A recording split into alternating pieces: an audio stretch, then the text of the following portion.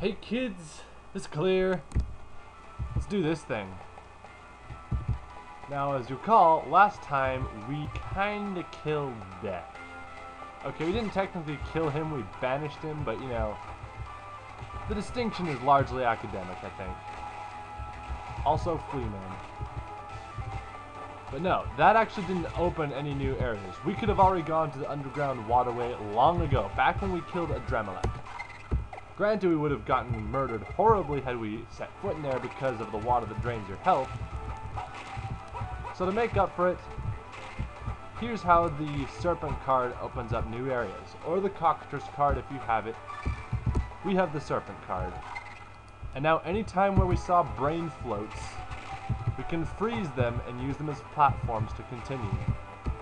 This is, I believe, one of the main reasons to seek out the Serpent card, which is why it's such a dick move that the only thing that drops it early on is Earth Demons. I mean, Earth Demons are fine, you can, once you beat Cerberus, you can pretty much farm them indefinitely, but most people won't think to do that. They will probably their first time get it from the first Holy Armor they fight like I did, and then be like, oh okay, so if I want it in my next playthroughs, I should farm Holy Armors. Holy Armors are dicks. They hit you way too hard, and they have significantly more health. It's basically just bad news all around. So the game leads you into thinking you need to farm Holy Armors, when instead you can farm a much safer and less murderous enemy in the form of the guy. You know the guy. Anyway. No, not yet. I thought there was something over here, but it turns out I'm just mistaken.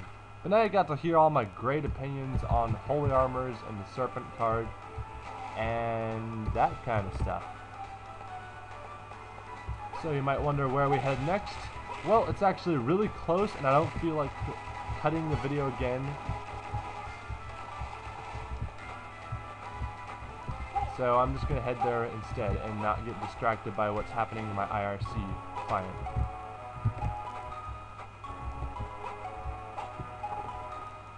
Also, now we can use the wall jump to get up there. Can we duplicate it? Yes! Ladies and gentlemen, the most useless shortcut in the game. You're welcome.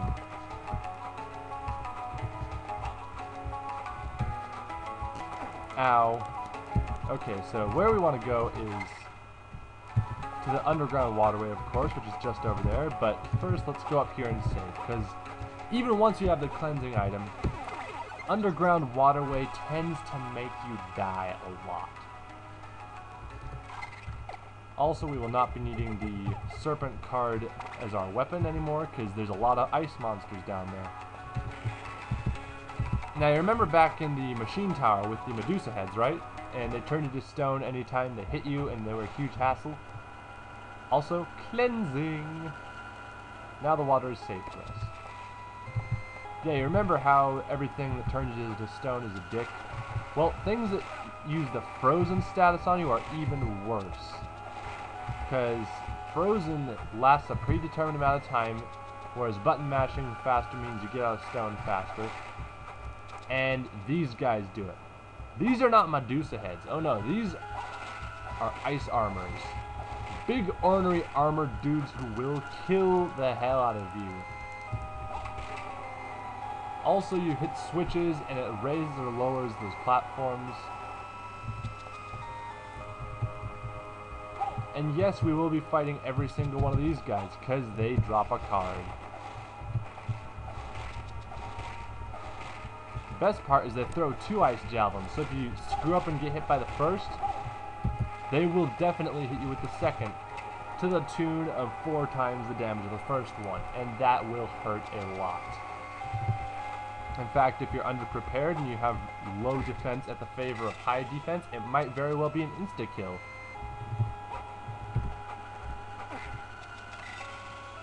Of course, in this case, it's just annoying, because every time we see it coming,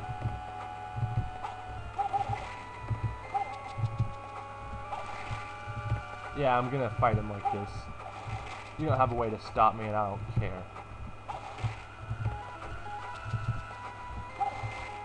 We don't technically need to go up there, but that guy is there. I'm going to kill him just because he annoyed me that much. Alright, now we can go up there, we can jump up there, and get hit anyway. And then this guy would try to snipe us, but he was too slow on the uptake. And now he is dead. Can't go that way yet. That's cool, we don't need to go that way.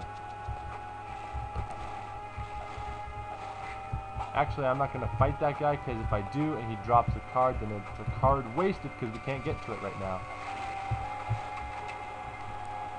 Check out that fire sword graphic. Isn't that cool?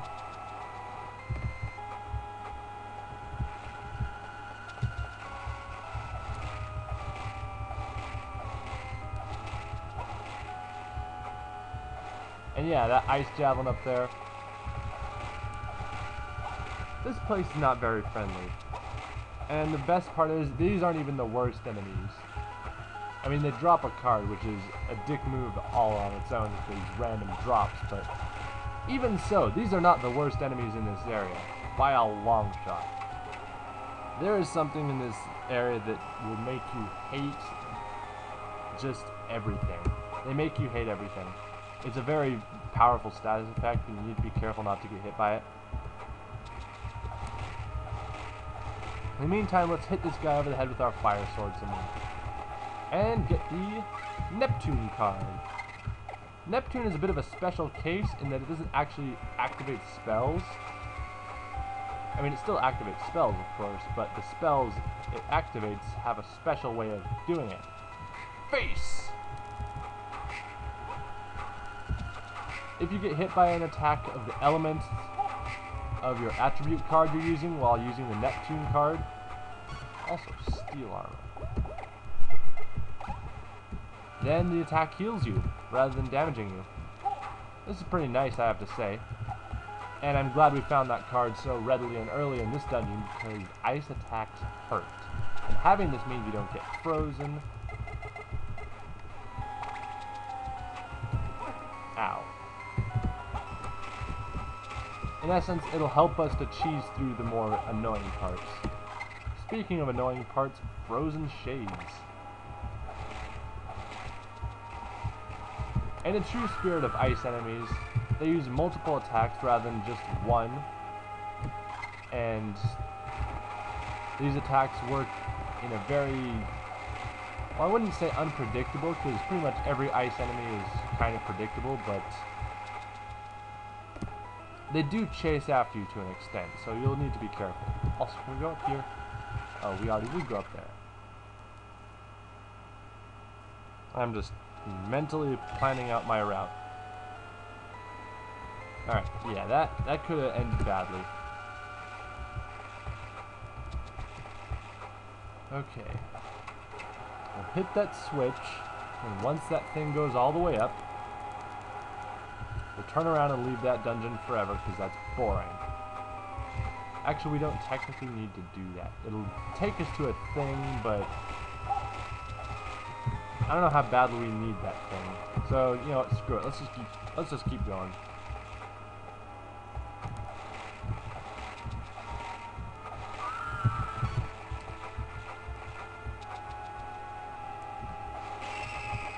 That's an ugly thing. I know a lot of these things are based off of mythology, or at the very least, what's that called? Urban legend? Yeah. At the very least, they're based off of urban legend or mythology. I don't know what the Abiondag is supposed to be. This looks like some kind of electric sea slug or something.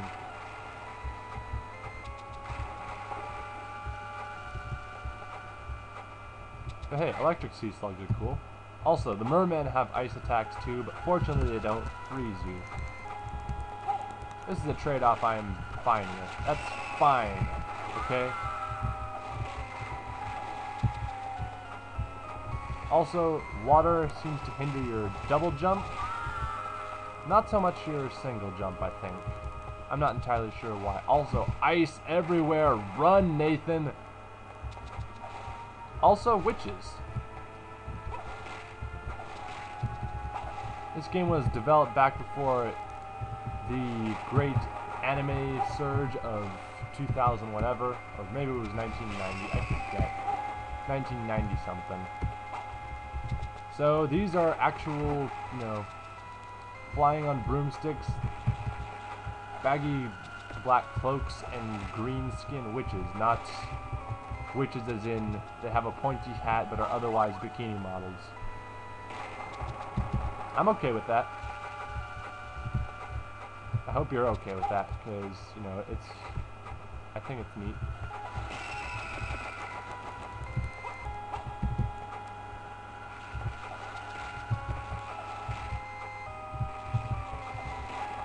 Alright. Sorry, just mentally planning where we need to go. Where we need to go is down here. So there's a save point.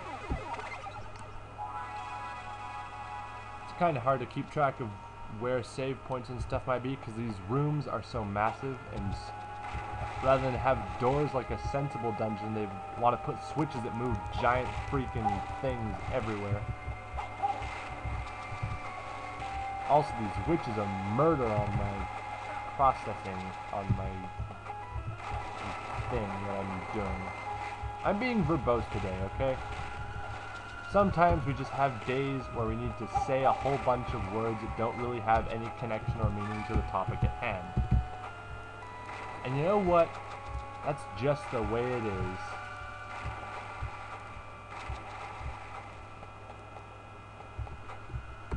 Alright.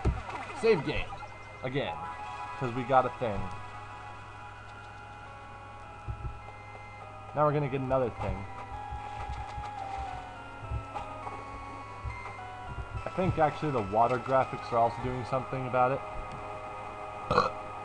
Also, I like how the screen just pauses while everything in the dungeon moves. Because you can't have Nathan get trapped under anything. That just won't do.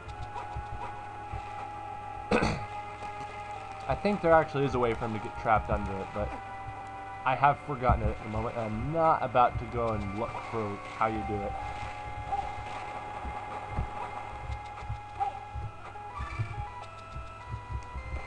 Alright, now we go down and hit the switch again. You have to crouch if it's all the way down. Hitboxes and all that, you know?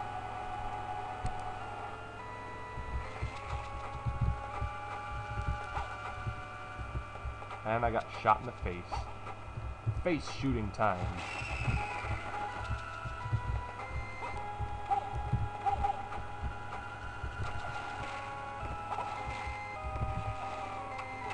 I don't know if I need to hit that switch or not, but you know, the switch is there, so I'll hit it. Why not? Okay. Oh, I just noticed that one up there. Let's not stick around to fight these guys. They're dangerous.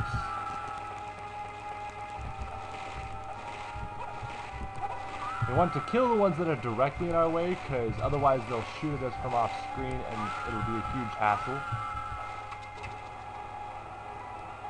But those that are not in our way, we will want to avoid, because they're a huge hassle to fight anyway.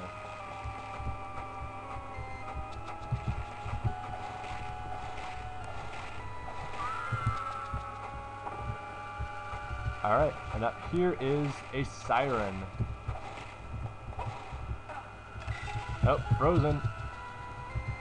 Somehow I miraculously did not get hit. Sirens. I believe sirens are the other monsters that can drop the Griffin card, so maybe we'll see it in this or the next dungeon. Ha! I avoid you with an agility. Alright. We could go to the right, but there is an ice demon over there, and they are jerks, and I have no interest in fighting one. Also, lizard men. Lizard men aren't too bad. They can block your attacks, but, you know, that's just a thing they do.